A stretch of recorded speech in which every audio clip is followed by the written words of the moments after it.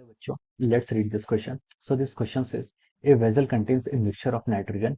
मास आपको 7 ग्राम गिवन है एंड कार्बन डाइऑक्साइड जिसका मास आपको 11 ग्राम गिवन है at a temperature of T is equal to 290 kelvin. Pressure आपको 1 atm का गिवन है. Find the density of this mixture assuming that gases to be ideal. हमें यहाँ पर क्या बताना है? डेंसिटी ऑफ मिक्सचर को हमें यहाँ पर फाइंड आउट करके बताना है. ओके, तो देखिए बच्चों, इस क्वेश्चन का की कॉन्सेप्ट आप क्या लिख सकते हैं? The key concept of this question is, इस क्वेश्चन में हमें density of the mixture find out करना है. लेकिन किस केसेस के लिए? यहाँ पर हमारे क्या लिखा है? Assuming that gases to be ideal. हमें यहाँ पर आइडियल गैस को यहाँ पर यूज करना है. ओके, तो देखिए बच्चों, आइडियल गैस अप्रोक्सीमेशन हम यूज करेंगे. हम यहाँ पर क्या करेंगे? Ideal gas. आइडियल गैस आपकी वो गैसेस होती है जिनका जो आपका मॉलिक्यूल्स होते हैं, जो इनके यहाँ पर क्या होते हैं, कॉन्स्टिट्यूएंट्स मॉलिक्यूल होते हैं, उनके बीच में क्या होता है? आपका कोई भी क्या होता है? इंटरेक्शन नहीं होता है. और आइडियल गैस आपका PV is equal to NRT. This ideal gas equation क्या करते हैं? आपकी फॉलो करती है. This is the equation of state. Okay, तो देखिए क्वेश्चन में क्या डेटा गिवन है? ये वेजल है जिसमें आपका नाइट्रोजन और आपका कार्बन डाइऑक्साइड के आपका मिक्सचर है. ओके, मास गिवन आपको M1 कितना आपको देखिए 7 ग्राम आपके नाइट्रोजन गिवन है. ओके, नाइट्रोजन का आपका मॉलिक्यूलर वेट कितना होता है? नाइट्रोजन आपका N2 गैस होगी. N2 का आपका हो जाएगा देखिए कितना 28. 14 प्लस 14 कितना हो जाएगा आपका 28 ग्राम पर मोल. कितना होगा आपका 28 ग्राम पर मोल. ये आपका क्या हो गया? मॉलिक्यूलर वेट हो गया. ओके, M2 देखिए आपका M2 कितना हो जाएगा यहाँ से? M2 आपको देखिए कार्बन का सॉरी कार्बन डाइऑक्साइड का कितना है? 11 ग्राम गिवन है. इसका जो आपका मॉलिक्यूलर वेट होगा वो कितना होगा आपका 44. कितना? 44 ग्राम पर मोल. ओके, ये कैसे हो जाता है? देखिए CO2 में कार्बन का कितना होता है? 12 प्लस ऑक्सीजन का कितना होता है? 16. तो 12 प्लस 16 इंटू 2 32 प्लस 12 कितना हो गया आपका? 44 हो जाएगा. ओके, तो हमने यहाँ पर इसको ऐसे लिख लिया. ओके, अब क्वेश्चन में देखिए ये आपका आइडियल गैस इक्वेशन है. ये आपका क्या कर रहा है? Gases assume to be ideal. Ideal gas होगी तो हम लिख सकते हैं कि देखिए P not V is equal to NRT. ये इसको क्या करेगी? फॉलो करेगी. पी नॉट क्या है? देखिए क्वेश्चन में गिवन है आपको प्रेशर पी नॉट. क्वेश्चन में गिवन है ये प्रेशर आ गया. वॉल्यूम अनलिजिस की वी है. एन क्या आपके नंबर ऑफ मोल्स, इस number of moles of the gas. Okay, इसमें आपका देखिए कार्बन डाइऑक्साइड भी है और क्या क्या आपका नाइट्रोजन भी है. ओके, आर क्या आपका गैस कांस्टेंट, टी क्या आपका टेम्परेचर जो आपको क्वेश्चन में गिवन है. ओके, तो देखिए बच्चों, अब हम इस क्वेश्चन को आगे क्या करते हैं? फर्दर प्रोसीड करते हैं. ओके, तो देखिए बच्चों, अब आप क्या यहाँ से क्या क्या लिख सकते हैं? देखिए इसमें आपका जो नंबर ऑफ मोल्स तो गैस का फिक्स रहेगा. नंबर ऑफ मोल्स फिक्स रहेगा और किसके इक्वल होगा? आपका N1 प्लस N2 के हम यहाँ से क्या लिख सकते हैं? इक्वल होगा. किसके इक्वल होगा? आपका N1 प्लस N2 के यहाँ पर से इक्वल हो गया. ओके, तो देखिए इसके अब हम यहाँ से क्या लिख सकते हैं? देखिए N1 क्या होगा आपका? N1 होगा आपका यहाँ से N1 को लिख सकते हैं. देखिए N टोटल, ये तो आपका टोटल N हो गया. इस कैप स्मॉल n को N1 को क्या लिख सकते हैं? देखिए ये आपका आएगा मास. मास आपका देखिए M1 किसके लिए?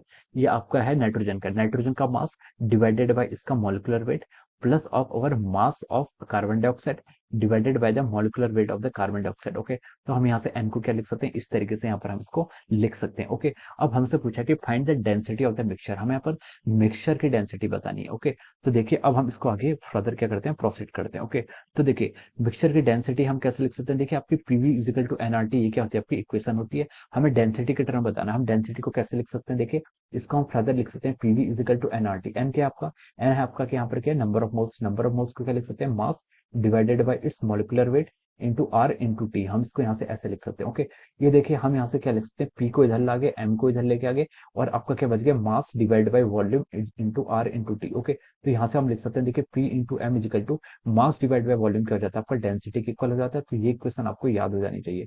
PM is equal to rho R T होता है. ओके, ये आपका क्या हो जाएगा? यहाँ से आपका ये रिलेशन आ गया. ओके, अब देखिए अब हमें क्या फाइंड आउट करना है? हमें यहाँ पर density, find the density of the mixture. हमें यहाँ पर डेंसिटी यहाँ पर कैलकुलेट करनी है. ओके, डेंसिटी को आप कैसे डिफाइन करते हैं? डेंसिटी होती है आपकी मास डिवाइड बाय वॉल्यूम. मास किस किसका है? यहाँ पर आपका देखिए नाइट्रोजन का मास भी है और कार्बन डाइऑक्साइड का भी क्या मास है. तो हम इसे क्या लिख सकते हैं? देखिए M1 plus M2 divided by the volume. Okay, ये M1 M2 क्या है? M1 is the mass of the nitrogen और M2 क्या है? Mass of the carbon dioxide divided by the volume. Volume तो आपकी क्या रहेगी?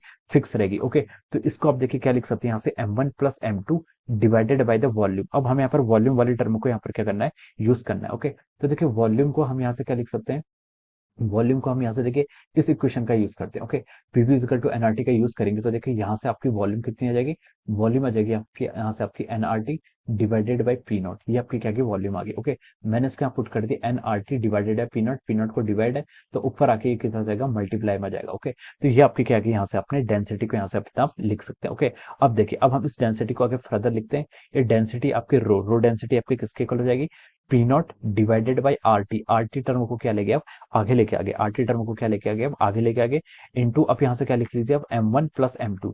ये आपका मास हमने ये टर्म ऐसे लिख दिया, डिवाइडेड बाई एन, एन क्या आपका देखिए एन को आप इस इक्वेशन का यूज कर दिए, इसको आप इक्वेशन नंबर 1 एज्यूम कर लीजिए। ओके, यहाँ से हम एन का यूज करेंगे फ्रॉम इक्वेशन नंबर 1 से क्या लिख सकते हैं इसको, N1 प्लस N2 हम यहाँ पर ऐसे लिख सकते हैं। ओके, तो देखिए अब हम आगे कैसे सॉल्व करेंगे इसे, आगे देखिए हम क्या लिखेंगे, देखिए ये आपका पी नॉट आपका ऐसे रहेगा divided by R into T, ये भी आपका फिक्स है। M1 प्लस M2 ये भी आपका क्या है कांस्टेंट हो जाएगा, ये इसकी वैल्यू आपको क्वेश्चन में गिवन की है।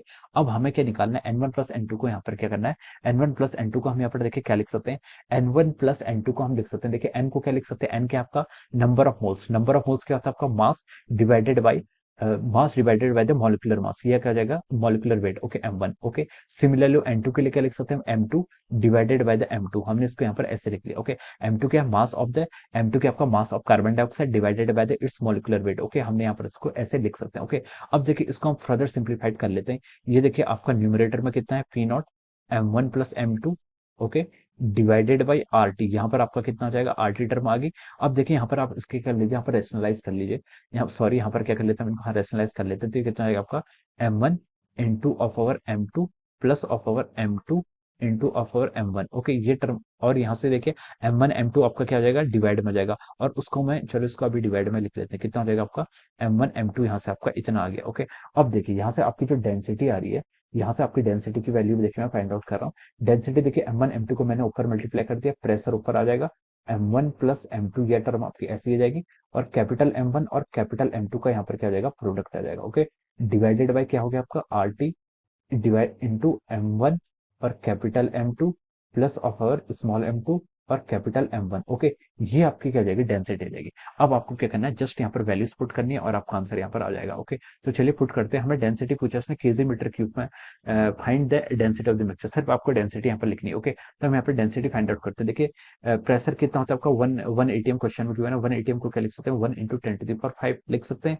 Okay, M1 plus M2, M1 plus M2 कितना हो जाएगा, देखिए 7 ग्राम प्लस ऑफ 11 ग्राम, कितना हो गया आपका 8 ग्राम। ओके, ग्राम है तो मैं इसको ग्राम पे लिख रहा हूँ। ओके, प्रेशर की यूनिट तो ऑब्वियस है, M1 इंटू M2 की यूनिट क्या आ जाएगी, देखिए M1 और M2 करेंगे यानी कि देखिए आपका 28 इंटू 44, कितना आ जाएगा आपका 28 इंटू 44। चलिए मैं इसको अभी ऐसे लिख लेता हूँ 28 इंटू 44। ओके, यहाँ से देखिए क्या आपका आएगा, इसकी यूनिट से आएगा आपका ग्राम का स्क्वायर डिवाइड बाई मोल का स्क्वायर। ओके, डिवाइडेड बाई, यहाँ पर यूनिट्स का काफी ध्यान रखना पड़ेगा। ओके, आर आर क्या आपका यहाँ पर आर है आपका गैस कांस्टेंट। ओके, मैं यहाँ पर क्या कर रहा हूँ, आर की वैल्यू मैंने ले ली 8.314, ये आपकी आर की वैल्यू होगी, into of here M1 plus M2, M1 क्या आपका 7 ग्राम, और M2 क्या आपका M2 देखिए यहाँ पर से, ये देखिए M1 क्या है आपका, देखिए M1 इंटू M2 इन दोनों टर्म का मल्टीप्लाई करना है, तो देखिए 7 इंटू 44 कितना हो जाएगा आपका 308 हो जाएगा, plus of M2 into M1। Okay, small M2 into capital M1, 28 into 11 करते तो कितना आ जाता है आपका 1188, 88 308, 3080 आ जाता है। ओके, अगेन ये भी कितना आ जाएगा आपका, हाँ 308 आ जाएगा। ओके, अब देखिए, अब हम इसको देखिए यहाँ से डेंसिटी हमें कैलकुलेट करनी है, इसकी वैल्यू देखिए हम पुट करते हैं। ओके, तो चलिए अब हम इसको यहाँ पर सॉल्व करते हैं, तो देखिए इसका 1 इंटू 8 ग्राम इंटू 28 इंटू 44, अगर हम इस टर्म को क्या करते हैं आगे, इस टर्म को अगर आप यहाँ से सॉल्व करेंगे, ओके, M1 प्लस M2 ये आपका देखिए ये आपका 18 ग्राम है not 8 gram. Okay, M1 plus M2 क्या देखिए 7 ग्राम प्लस 11 ग्राम को जोड़ेंगे तो आपका 18 ग्राम के इक्वल आ जाएगा। ओके, तो देखिए अगर आप इसको सॉल्व करेंगे तो इसकी वैल्यू आ रही है आपकी 223976 इंटू 10⁵, ये आपकी क्या आएगी न्यूमरेटर की वैल्यू आ गई। ओके, ये आपकी न्यूमरेटर में वैल्यू होगी। अब डिनोमिनेटर में देखिए 8.34314 इंटू 308 प्लस 308 कितना होता है आपका 616 हो जाता है।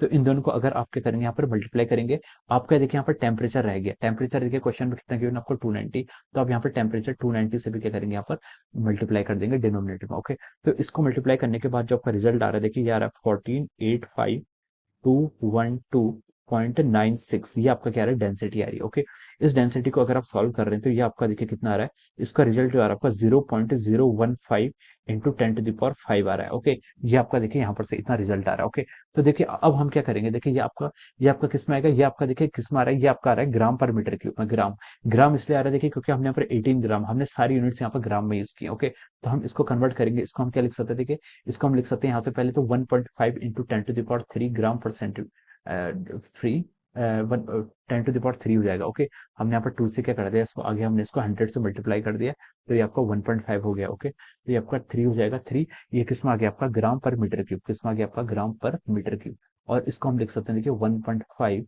KG kilogram per metre cube.